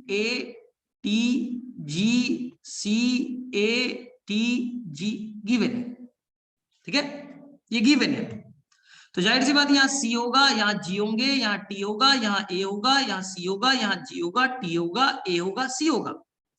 एनसीईआरटी में क्वेश्चन है कि अगर मान लीजिए इससे जो आरएनए बनेगा, ध्यान से सुनना, इससे जो आरएनए बनेगा, सीक्वेंस आप बता सकते हो आरएनए का सीक्वेंस, आरएनए तो हमेशा 5 से 3 बनता है, तो जो आरएनए पे सीक्वेंस होगा अब बता दीजिएगा, G का C, C का G, A का U, T का A, G का C, C का G, A का U, T का A, G का C। तो मैंने अभी थोड़ी देर पहले क्या बताया था, जो आरएनए का सीक्वेंस है वो किससे मैच कर रहा है, कोडिंग से, आरएनए का सीक्वेंस किससे मैच कर रहा है, कोडिंग से। बस डिफरेंस क्या होगा, जहां जहां कोडिंग में थाइमीन होगा, देख लीजिए थाइमीन होगा वहां यूरासिल आ जाएगा, बाकी जहां जहां थाइमीन होगा यूरासिल आ जाएगा, बाकी हर जगह सेम रहेगा। तो एनसीईआरटी में क्वेश्चन पूछा गया कि देखिए ये 5-2 3 है, 5-2 3 है, और मान लिया A है, U है, G है, C है, A है, G है, U है, C है, A है, G है। क्या आप कोडिंग स्टैंड का सीक्वेंस और टेम्पलेट स्टैंड का सीक्वेंस बता सकते हैं?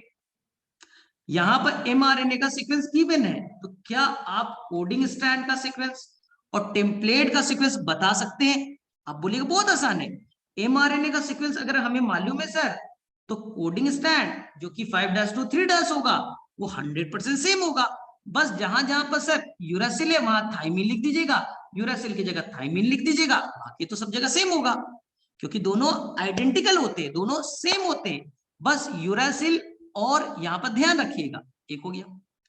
अब एमआरएनए का सीक्वेंस गिवन है, क्या टेम्पलेट का तुम लिख लोगे, टेम्पलेट का लिख लोगे? सर टेम्पलेट तो कॉम्प्लीमेंट्री होता है, टेम्पलेट तो कॉम्प्लीमेंट्री होता है, तो सर हम उसका कॉम्प्लीमेंट्री बना देंगे, जैसे यहाँ ए है सर, तो यहाँ पास हम लोग, ठीक है, ए का कॉम्प्लीमेंट्री टी, यू का कॉम्प्लीमेंट्री ए, जी का सी, सी का जी, ए का टी, जी का सी, यू का ए, सी का जी, ए का टी, जी का सी लिख देंगे। तो अगर कभी भी आपको एमआरएनए गिवन है तो कोडिंग लिखना है सेम लिखिए, बस यूरासिल और थाइमीन का डिफरेंस कीजिए, और अगर आपको टेम्पलेट लिखना है तो उसका कॉम्प्लीमेंट्री बना दीजिए, क्योंकि एमआरएनए और टेम्पलेट में क्या है रिलेशन, बोलो, एक दूसरे के कॉम्प्लीमेंट्री है। एमआरएनए कोडिंग में क्या रिलेशन है, दे आर आइडेंटिकल, वो एक दूसरे के आइडेंटिकल है, बस थाइमीन और यूरासिल का डिफरेंस। चलो अब लिख लोगे, फटाफट बोलो, कर लोगे? साक्षी का कहना है सर ऊपर वाला कोडिंग होगा, ये टेम्पलेट, ये प्रमोटर डिसाइड करेगा, प्रमोटर को देखेंगे हम, सबसे पहले प्रमोटर देखेंगे, प्रमोटर के 5 से 3 में जो जाएगा वो होगा आपका कौन सा, कोडिंग, और जो 3 से 5 जाएगा वो होगा आपका टेम्पलेट। ये तो प्रमोटर बताएगा कि कोडिंग है कि टेम्पलेट है। आ गया साक्षी, क्लियर है तुम्हें? अब बन जाएगा क्वेश्चन ऐसे, फटाफट बोलो, अब तुम्हें समझ में आ रहा है? ठीक है, तो मैं एक क्वेश्चन दे रहा हूं, आप आंसर कीजिएगा। मैं एक क्वेश्चन दे रहा हूं, आप आंसर कीजिएगा। चलिए, मैंने एक mRNA बनाया, 5'2'3' mRNA बना दे रहा हूं, और मैंने यहां पर लिखा UAG, GAG, GUG, CAC। चलिए, क्या आप खुद से टेम्पलेट स्टैंड 3 से 5' बता सकते हैं सीक्वेंस, और खुद से आप 5 से 3 कोडिंग स्टैंड बता सकते हैं? चलिए बताइए फटाफट, क्या आप कोडिंग स्टैंड पे सीक्वेंस बता सकते हो? क्या आप टेम्पलेट स्टैंड पे सीक्वेंस बना सकते हो? यस नो में आंसर कीजिए।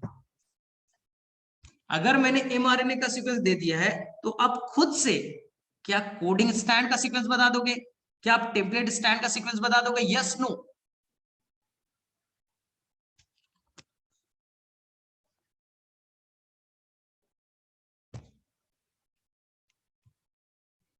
हो जाएगा? कर लोगे तो सभी?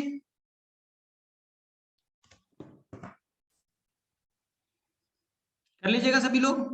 अब तो डन, अब तो कोई टेंशन नहीं है, हो जाएगा यहां तक। चलो ठीक है, अब सेकेंड पार्ट पे चले, ट्रांसक्रिप्शन के। फर्स्ट पार्ट मैंने पूरा यहां से क्लियर कर दिया, ये एनसीईआरटी का सारा मैंने यहां से मैंने क्लियर किया। ट्रांसक्रिप्शन का भी ये पूरा पेज क्लियर हो गया, और यहां से ये सारे पार्ट्स क्लियर हो गए। ये सारे पार्ट्स एनसीईआरटी के क्लियर हो गए, और एनसीईआरटी का ये क्वेश्चन भी बन गया। Can you right the sequence of RNA transcribe from above DNA? बताओ, कर लोगे? क्या आप इससे आरएनए का सीक्वेंस डिराइव कर लोगे? आप बोलोगे बहुत आसान है सर, जो कोडिंग स्टैंड है ना, जो mRNA बनेगा वो कोडिंग स्टैंड के टेम्पलेट आइडेंटिकल होगा। जो आरएनए होगा वो कोडिंग स्टैंड का बस आइडेंटिकल होगा, बस जहां जहां थाइमीन होगा वहां यूरासिल लिख देना। ये तो दूसरा तरीका। अब टेम्पलेट बनाना बना हुआ है, उसका कॉम्प्लीमेंट्री बना देना, तो बन जाएगा mRNA। तो बन जाएगा mRNA का सीक्वेंस, बन जाएगा सभी से। सभी से ये क्वेश्चन सॉल्व हो जाएगा एनसीईआरटी का। बहुत आसान है, कोडिंग का आइडेंटिकल है, कोडिंग स्टैंड का आइडेंटिकल होगा, बस कोडिंग में जहां थाइमीन होगा वहां यूरासिल लिख देना। दूसरा तरीका है कि टेम्पलेट का कॉम्प्लीमेंट्री होगा, तो टेम्पलेट का कॉम्प्लीमेंट्री बना देना, तुम्हारे पास दोनों तरह से आंसर आ सकते हैं। चलो, तो मेरे में से कर लोगे? कोई ऐसा भी है जिसे ये समझ में नहीं आया? रेफरेंस पॉइंट क्लियर हो गया, रेफरेंस किससे लेंगे? अब एनसीईआरटी के वर्ड को देखिए, क्या आपको ये क्वेश्चन दिखा? ठीक है, एनसीईआरटी में बाय स्विचिंग इट्स पोजीशन, देखो एनसीईआरटी में वर्ड है बाय स्विचिंग इट्स पोजीशन, हम प्रमोटर और टर्मिनेटर को स्विच कर रहे हैं। By switching its position with terminator the definition of coding and template strand could be reversed. जो टेम्पलेट है, ठीक है, और जो कोडिंग है वो एक दूसरे से रिवर्स हो जाएगा अगर हम प्रमोटर की जगह टर्मिनेटर और टर्मिनेटर की जगह प्रमोटर के स्विच करें। ठीक है, तो मेरे से ये क्लियर हो जाएगा सभी को, अब कोई भी गड़बड़ करने की जरूरत नहीं। चलो, अब सेकेंड पार्ट में हम लोग मूव करते हैं। पढ़ा तो होगा, अगर पढ़ रहे होगे तो ये सब थोड़ी थोड़ी चीजें तुम्हें परेशान करती होगी, तो अब क्लियर है। चलिए, अब हम लोग एनसीईआरटी के वर्ड्स को पढ़ें। डीएनए से आरएनए बनना है, ट्रांसक्रिप्शन।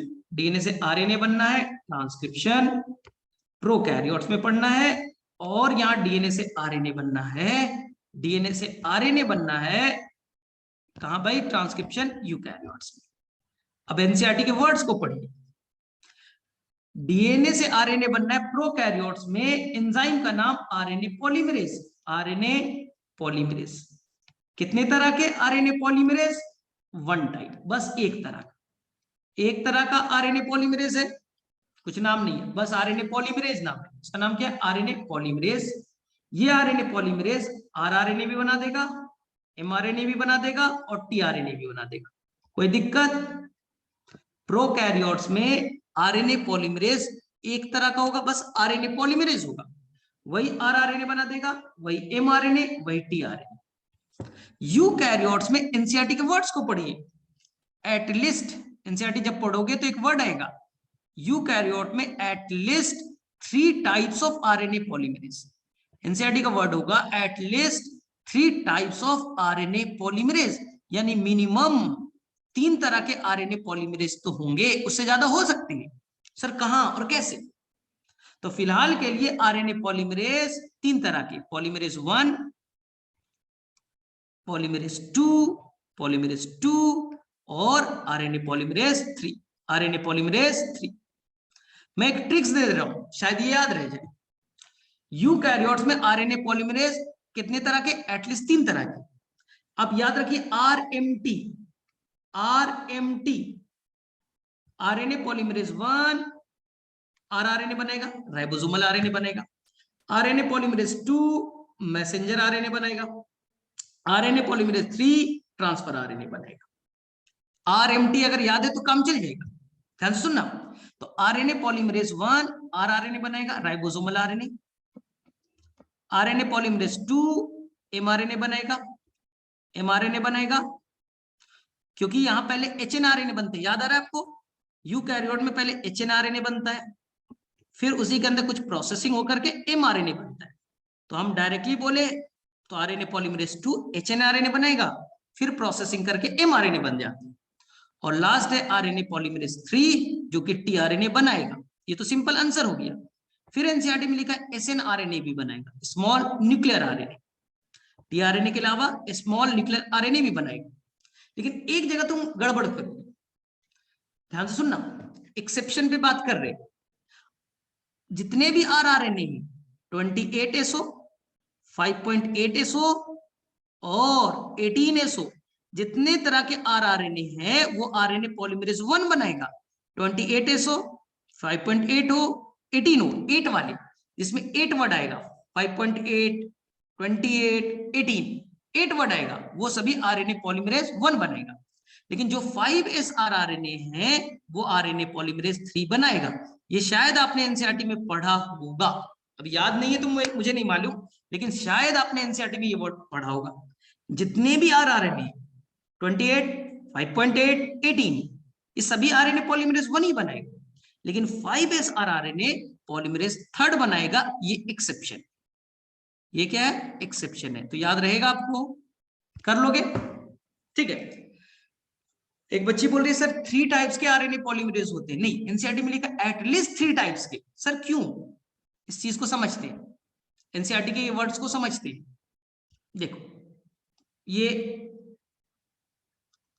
यूकैरियोट्स है, ये न्यूक्लियस है और ये डीएनए। ठीक, अब यहां इस सेल में चाहिए आरआरएनए बनाना। चलिए, तो यहां कौन आएगा भाई? आरएनए पॉलीमरेज 1 आएगा। एमआरएनए बनाना तो कौन बनाएगा? आरएनए पॉलीमरेज 2 आएगा। और इस सेल को चाहिए टीआरएनए तो कौन आएगा भाई? आरएनए पॉलीमरेज 3 आएगा। तो बताओ कितने तरह के आरएनए पॉलीमरेज हो गए? 3, पॉलीमरेज 1, पॉलीमरेज 2, पॉलीमरेज 3। तो सर 3 ही तो हुए ना, अब क्यों चाहिए? 3 ही तरह के आरएनए होते हैं, अब क्यों चाहिए? ध्यान से सुनना एनसीईआरटी के वर्ड। हम यूकैरियोट्स है और यूकैरियोट्स के अंदर में कुछ सेल ऑर्गेनल होते हैं, जैसे माइटोकॉन्ड्रिया। यूकैरियोट्स में कुछ सेल ऑर्गेनल होते हैं, माइटोकॉन्ड्रिया। यूकैरियोट्स में होता है क्लोरोप्लास्ट यानी प्लास्टिड। ध्यान से सुनिएगा, यूकैरियोट्स के अंदर में प्लास्टिड भी होते हैं, माइटोकॉन्ड्रिया भी होता है। उनके अंदर भी तो डीएनए होंगे, उनके अंदर भी तो डीएनए होगा। ध्यान से सुनो, उनके अंदर भी तो होंगे डीएनए, और ये डीएनए भी तो आरएनए बनाएगा। इस डीएनए से भी आरएनए बनेंगे, इस डीएनए से भी आरएनए बनेंगे। तो यहां पास भी एंजाइम चाहिए आरएनए पॉलीमरेज, यहां भी क्या चाहिए? RNA polymerase. तो देखा, यूकैरियोट्स में न्यूक्लियस के अंदर में 3 आरएनए पॉलीमरेज चाहिए, लेकिन न्यूक्लियस के बाहर जो सेल ऑर्गेनल है उनमें भी डीएनए, उनमें भी आरएनए बनना है, तो वहां भी आरएनए पॉलीमरेज चाहिए। यहां तो अलग वाले चाहिए, मान लो डेल्टा चाहिए, गामा चाहिए, एप्सिलॉन चाहिए, मान लीजिए। इधर तो आरएनए पॉलीमरेज 1, 2 और 3 से आपने काम चला लिया, लेकिन जो सेल ऑर्गेनल है उनमें भी तो आरएनए पॉलीमरेज चाहिए ना, वो भी तो आरएनए बनाते हैं। तो मान लो वहां पर अलग टाइप का कुछ चाहिए, तो एनसीईआरटी को इसलिए लिखना पड़ा एटलीस्ट 3 टाइप्स के, क्योंकि न्यूक्लियस में 3 होंगे और उसके अलावा जो बाहर सेल ऑर्गेनल है उनमें भी चाहिए, तो मिनिमम तो 3 चाहिए, उससे ज्यादा भी यहाँ पाए जाते हैं। अब क्लियर हो गई एनसीईआरटी के वर्ड ये? अब क्लियर हो गया, ये एनसीईआरटी का वर्ड था at least 3 types of RNA polymerase. ये एनसीईआरटी में बहुत अच्छे से एक्सप्लेन किया गया है, आप लोगों ने कभी पढ़ा होगा तो दिख गए होंगे, दिखा देता हूं। ये एनसीईआरटी के वर्ड्स है, देख लीजिए ध्यान से। ये देखिए, in eukaryotes there are at least 3 RNA polymerase in the nucleus. Nucleus में 3 है, न्यूक्लियस में 3 है। इन एडिशन, इसके अलावा, to the RNA polymerase found in the organelles, जो सेल ऑर्गेनल्स है वहां अलग तरह के आरएनए पॉलीमरेज की जरूरत होगी। बट एक फायदा है, there is clear cut division of labour. RNA polymerase 1 को बोला गया, अब आरआरएनए बनाओ। कौन सा आरआरएनए? देखिए 8 वाले, 28, 18, 5.8, अब 8 वाला बनो। आरएनए पॉलीमरेज 3 को बोला गया, आप टीआरएनए बनाओ, ट्रांसफर आरएनए। इसके अलावा 5s आरआरएनए बना रहा है, एसएनआरएनए बना रहा है। आरएनए पॉलीमरेज 2 एचएनआरएनए बना रहा है, जो बाद में एमआरएनए में कन्वर्ट हो जाएगा। अभी तो एचएनआरएनए बनेगा, बाद में वो एमआरएनए में कन्वर्ट हो जाएगा। क्या यहां तक चीजें सभी चीज क्लियर है आप लोगों को? मैंने जो भी बोला एनसीईआरटी के वर्ड्स बोले। अब तुमने स्कूल में पढ़ाई नहीं की होगी तब गड़बड़ है, तब फिर गड़बड़ है, फिर मैं कुछ नहीं कर सकता, फिर तो तुम्हें लेक्चर पूरा देखना पड़ेगा। अगर आप लोगों ने स्कूल में नहीं पढ़ा होगा या खुद से नहीं पढ़ा होगा एनसीईआरटी के वर्ड्स को, तो दिक्कत हो, तुम्हें लगेगा फिर तो बाउंसर चल रहे हैं, फिर तो तुम्हें समझ में नहीं आएगा। लेकिन तुमने अगर पढ़ाई की होगी, खुद से एनसीईआरटी को पढ़ा होगा, तो चीजें समझ में आ रही होगी। क्लियर है? अब कर लोगे? ठीक है, तो अगले क्लास में जब हम लोग मिलेंगे, ठीक है, ट्रांसक्रिप्शन लगभग हम लोगों ने कर लिया, ट्रांसक्रिप्शन हमने लगभग कर लिया, कंप्लीट कर लिया।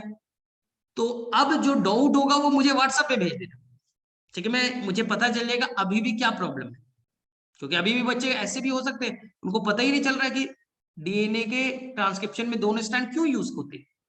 हाँ सर, प्रमोटर का क्या काम है? सर कोडिंग स्टैंड क्या होता है? अभी भी अगर बेसिक में प्रॉब्लम है तो मैं उसका लिंक भेज दूंगा, अब देख लेना, हो जाएगा। क्योंकि तुम्हें बोर्ड तो देना है, और नीट में इस चैप्टर से कम 8 से 10 क्वेश्चन आते हैं, क्योंकि सबसे कॉम्प्लेक्स टॉपिक है, एक एक वर्ड को समझना पड़ता है। तो आप मुझसे लिंक ले लेना, वहां से आप कर लीजिएगा, ठीक है? तो मैं आज आपको इस चैप्टर का लिंक दे दूंगा, जेनेटिक कोड का, फिंगरप्रिंटिंग का, एचजीपी का, ट्रांसलेशन का। तो जिन बच्चों को जहां पर डाउट है वो कर लीजिएगा, क्योंकि मैं तो डाउट अब केवल करूंगा, आप डाउट लेके आओगे, डाउट करेंगे। चलिए छोटे छोटे डाउट्स बोलो, 7-8 डाउट करके हम लोग छुट्टी करते हैं। चलिए जिनका जिनका छोटा छोटा डाउट है बोलते जाइए, मैं कर, बोलिए फटाफट। अब बोलोगे ट्रांसलेशन तो मुझे 1 घंटा चाहिए, 1 घंटा तो नहीं है, बोलो फटाफट। मॉलिक्यूलर बेसिस में छोटे डाउट्स है, बोलो।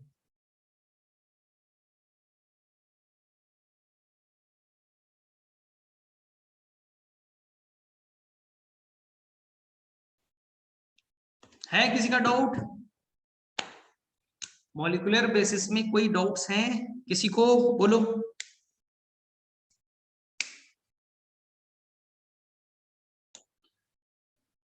Mini satellite, micro satellite, HGP का रिकॉर्डेड लेक्चर का मैं लिंक दे दूंगा, अब देख लीजिए।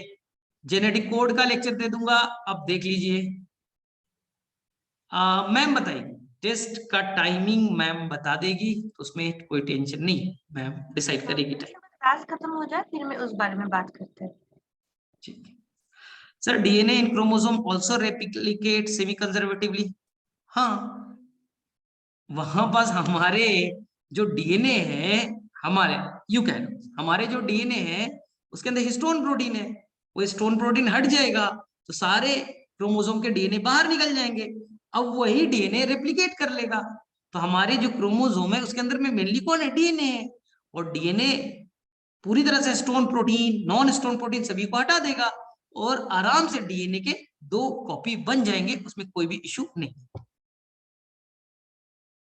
सर रिपीटिंग सीक्वेंस कैसे कहते हैं? ठीक है, यहां देखिए, हाँ छोटे डाउट्स है, कोई दिक्कत नहीं है। यहां देखिए रिपीटिंग सीक्वेंस, मान लीजिए ये डीएनए, ये आपका क्रोमोसोम, ये एक क्रोमोसोम, ध्यान से देखिए ये क्रोमोसोम है, क्रोमोसोम के अंदर क्या है? डीएनए, ये डीएनए डबल स्ट्रैंडेड डीएनए, ठीक है, ये डबल स्ट्रैंडेड डीएनए। मैंने डीएनए का पार्ट को तोड़ करके निकाला, ये डीएनए के पार्ट को मैंने तोड़ करके निकाला और मैंने देखा, यहाँ पर क्या देखा? तो यहाँ पर सीक्वेंस मिला ATTG। मैं 2 स्टैंड नहीं लिख रहा हूं, एक ही स्टैंड लिख रहा हूं, दूसरा माले में कॉम्प्लीमेंट्री होता है। फिर से मिला ATTG, फिर से मिला ATTG, फिर से मिला ATTG। क्या सेम सीक्वेंस बार बार रिपीट नहीं हो रहे? क्या सेम सीक्वेंस लगातार रिपीट हो रहे? हाँ, यही तो है रिपीटेटिव डीएनए। ध्यान से देखो, ये ATTG है, ATTG, ATTG, ATTG, ये सीक्वेंस लगातार रिपीट हो रहा है, यही तो है रिपीटेटिव डीएनए। इसी को तो फिंगरप्रिंटिंग में आप यूज कीजिएगा।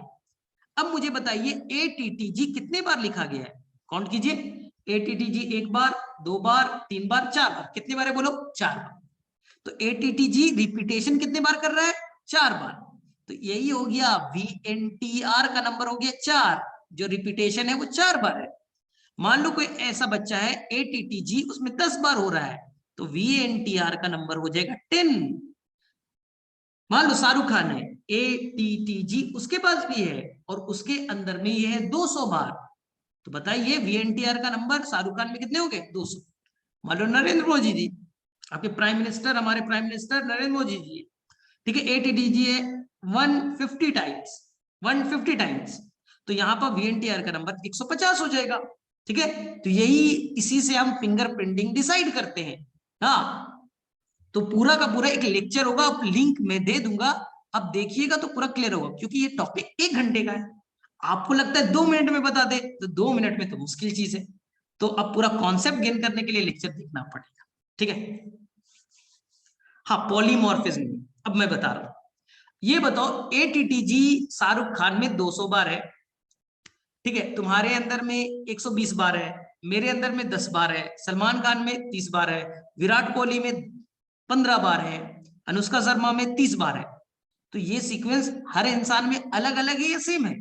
बोले सर अलग अलग है, सब में ATTG है, लेकिन ATTG विराट कोहली में अलग बार रिपीट है, अनुष्का शर्मा में अलग बार है, मेरे अंदर अलग बार है, तुम्हारे अंदर अलग बार, सलमान खान में अलग बार है, शाहरुख खान में अलग है।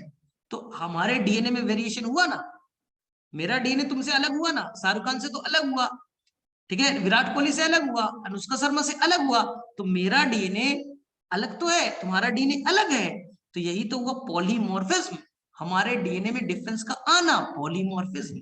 अब आई समझ में? पॉली मतलब डिफरेंस, पॉलीमॉर्फिज्म मॉर्फ ना, डीएनए के अंदर में डिफरेंस का आना, तो डीएनए का डिफरेंस नहीं है, डीएनए के रिपीटेशन का टाइमिंग डिफर है। मेरे अंदर ATTG 100 बार रिपीटेशन, विराट कोहली में 50 बार है, अनुष्का शर्मा में 30 बार है, शाहरुख खान में 100 बार है, सलमान खान में 120 बार है, तो सभी का डीएनए तो डिफर कर रहा है ना, इसी का फायदा तो फिंगरप्रिंटिंग में उठा लेंगे। जो मैंने एक लेक्चर बनाया है, 1 घंटे में आप फिंगरप्रिंटिंग सीख लोगे, बस 1 घंटे में आप फिंगरप्रिंटिंग आसानी से सीख लीजिएगा, मैं लिंक दे दूंगा। चलो और बोलो छोटे डाउट्स, फटाफट 2 मिनट, फटाफट बोलो डाउट्स।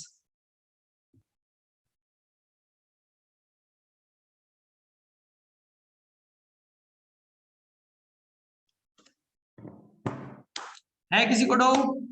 चलो तो हम लोग नेक्स्ट डे मिलेंगे, तो मैं लिंक आप शेयर कर देता हूँ, लिंक मैं दे देता हूँ आपको, जो भी पार्ट्स में दिक्कत है जेनेटिक कोड में देख लीजिएगा, ट्रांसलेशन में तो देख लीजिएगा, ठीक है, फिंगरप्रिंटिंग में देख लीजिएगा। ब्लड ग्रुप कैसे पता करते हैं? तो आसान सा टेक्निक है, ये तो बहुत ही आसान सा, ब्लड ग्रुप कैसे पता करते हैं? ब्लड ग्रुप आप पता कीजिए, जो मेल है उनके अंदर में कौन सा ब्लड ग्रुप है, फीमेल है उसके अंदर कौन सा ब्लड ग्रुप है। मान लीजिए मेल के अंदर में AB ब्लड ग्रुप है, फीमेल के अंदर में BB ब्लड ग्रुप है, दे रखा होगा एग्जाम पेपर में, तो आप क्या कीजिए, एक स्क्वायर बना दीजिए, एक स्क्वायर बना दीजिए, इधर में ऐसे कर दीजिए, और इधर में आप फीमेल गैमेट्स को लिखिएगा, इधर फीमेल गैमेट्स को लिखिएगा, कितने तरह के फीमेल गैमेट्स है देखिए, बी और बी लिखिए, बी और बी। इधर में आप मेल गैमेट्स को लिखिएगा, कितने तरह के बोलिए, ए और केवल क्या है, बी। दो पार्ट्स में तोड़ दीजिए। अब ए बी एक हो गया, दूसरा बी बी, तीसरा ए बी और चौथा बी बी। तो देखिए 50% का ब्लड ग्रुप कैसा है, ए बी है। 4 में 2 ए बी वाले हैं, 50% ए बी, और 4 में 2 बी बी है, यानी 50% का बी ब्लड ग्रुप है। आसानी से निकल गया। अब यही क्वेश्चन आता कि मेल का ओ ब्लड ग्रुप है, फीमेल का ए बी ब्लड ग्रुप है, फीमेल का ए बी ब्लड ग्रुप है, बताइए। तो आप बहुत आसानी से कर लेते, यहाँ से स्क्वायर बनाते, यहाँ ए और बी लिख देते, यहाँ ओ और ओ लिख देते, क्रॉस कर लेते, आंसर आपका आ जाता।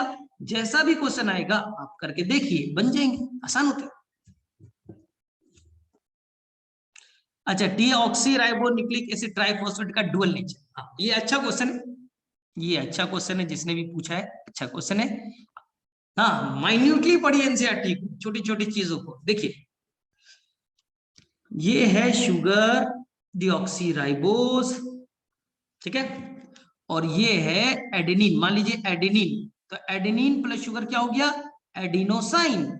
Adenine plus sugar adenosine plus phosphate हो गया एडिनोसाइन मोनोफॉस्फेट, एडिनोसाइन मोनोफॉस्फेट। आगे बात समझ में, शुगर वही डीऑक्सीराइबोस शुगर, यहां पर nitrogenous base adenine, adenosine monophosphate. यहां पर एक और फॉस्फेट आ जाएगा तो बन जाएंगे एडिनोसाइन डाइफॉस्फेट, डाइफॉस्फेट। एक और फॉस्फेट आ जाएगा तो बन जाएंगे एडिनोसाइन ट्राइफॉस्फेट। तो बताइए यहां पर कितने फॉस्फेट हो गए, 3। तो इसी को मैं कहता हूं कि यहां पास एडिनोसाइन ट्राइफॉस्फेट है, एडिनोसाइन ट्राइफॉस्फेट है। अगर ये डीएनए वाला है तो नाम होगा deoxy adenosine triphosphate, deoxy adenosine triphosphate, 3 phosphate है।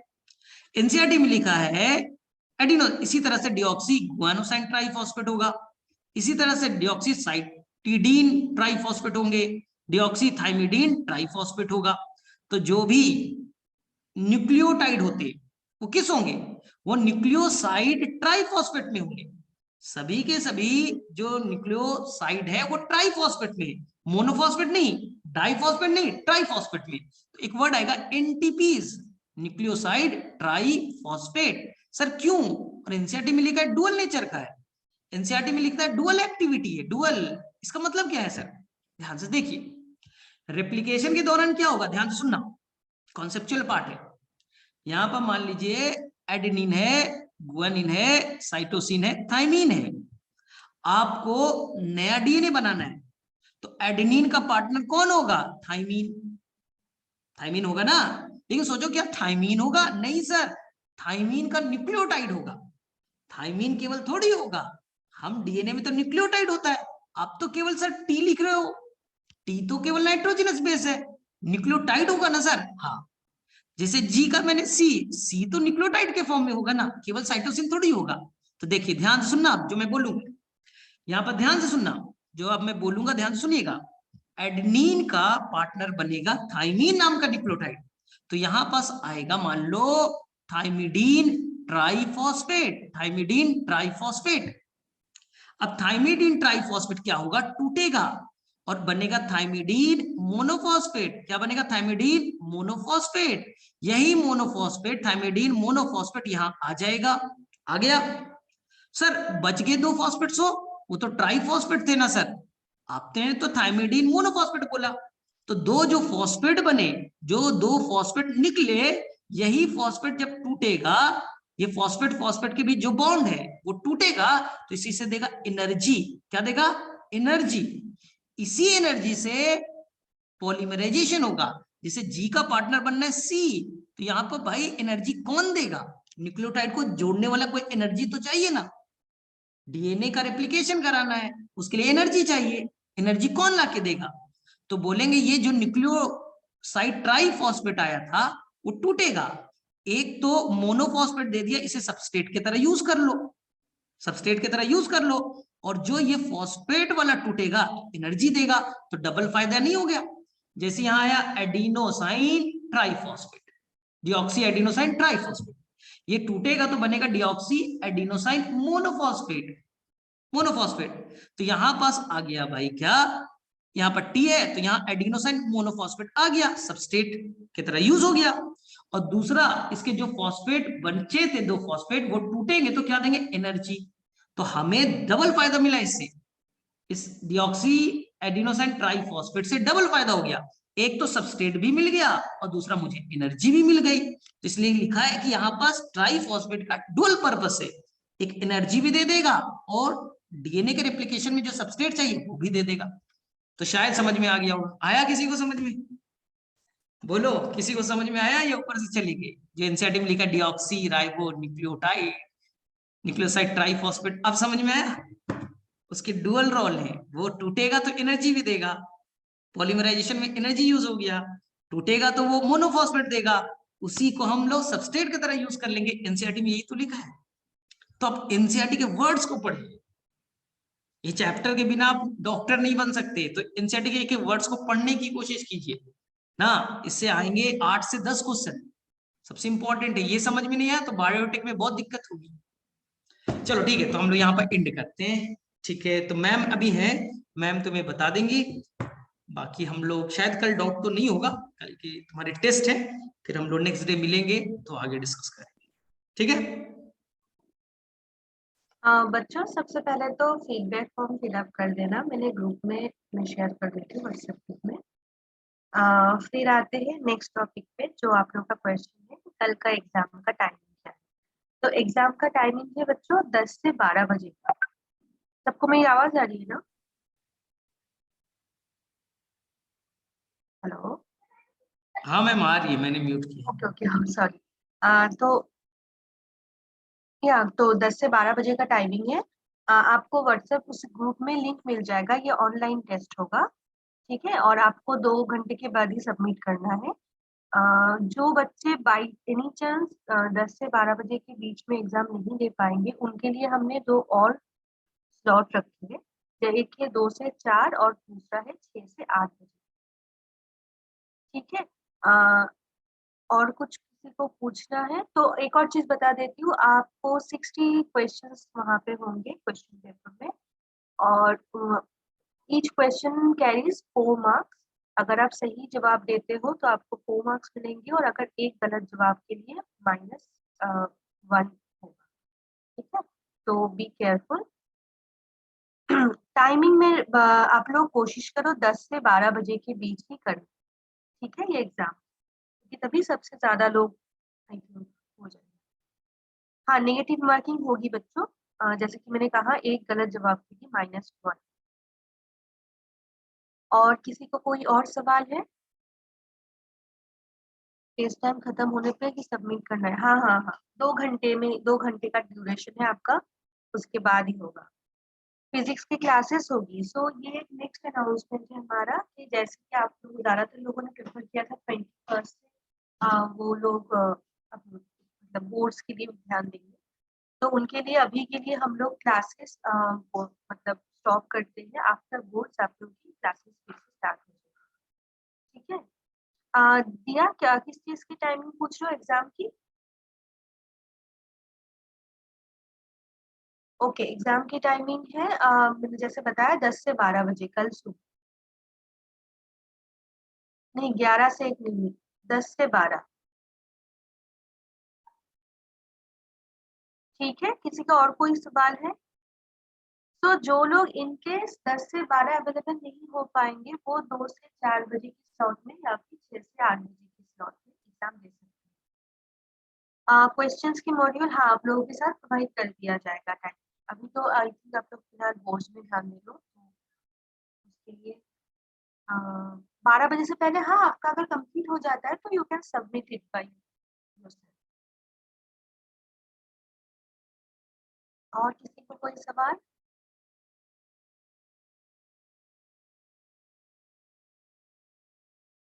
ओके, तो मैं फिर से यही जो आपको कहा मैं ग्रुप में डाल देती हूँ, आप लोग देख लेना, एंड प्लीज प्लीज प्लीज आप लोग टेस्ट जरूर अटेंड करना, क्योंकि ये ना टेस्ट काफी इम्पोर्टेंट होता है, क्योंकि मैंने खुद भी मैं जेईई दे चुकी हूँ, तो I have experience of that. जितना प्रैक्टिस करोगे ना ऐसे टेस्टों की, पढ़ना तो होगा ही, बट ये भी काफी इम्पोर्टेंट है विद इन टाइम। ठीक है, तो बच्चों जी जान लगा दो, ये 1 साल ही है हमारे पास, क्योंकि ये शादी त्योहार पूजा ये सब तो हर साल आते रहेंगे, बट 12th एक ही बार आता है जिंदगी में, और ये आपको आगे की जिंदगी में काफी हेल्प करेगा ये साल, जितनी मेहनत।